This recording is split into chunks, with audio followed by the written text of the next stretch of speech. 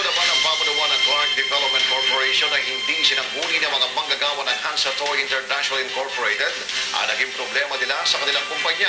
At na naman raw mamagitan ng CDC upang malutas ang problema. Si Jennifer Salenga ang may balita. Wala manong reklamong inapila ang mga Hansa workers sa pamunuan ng Clark Development Corporation, bagamat mayroong labor unit na mayroong mediation services ang Freeport, ayon kay Irvin Rivera, Assistant Manager at Head ng Industrial Relations ng Customer Service Department ng CDC.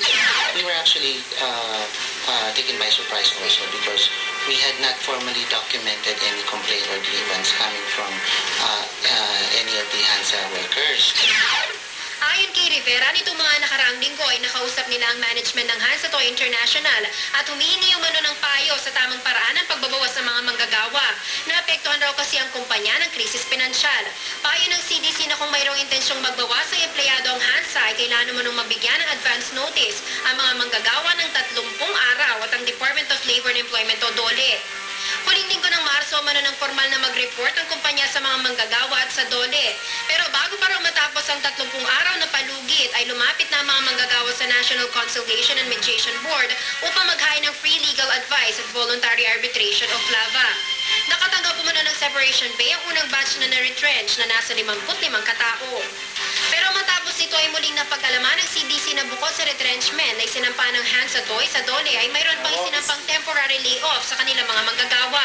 Dito na nga lumitaw ay kalawang batch ng mga manggagawa ng naturang kumpanya na nagre-reklamo dahil sa forced leave na ipinatupad ng kumpanya. Pero paglilinaw ni Rivera, This is allowed per Article 286 of the Labor Code.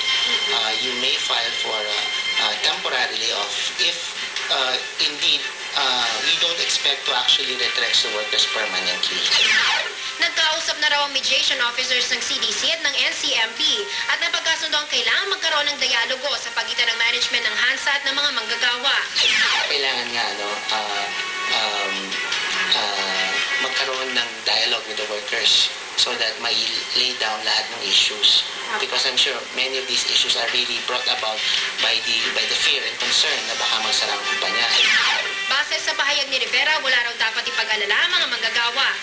The company has not made any pronouncement that it is about to close. In fact, they have a very substantial investment in Clark, and we believe they're not about to leave that hanging.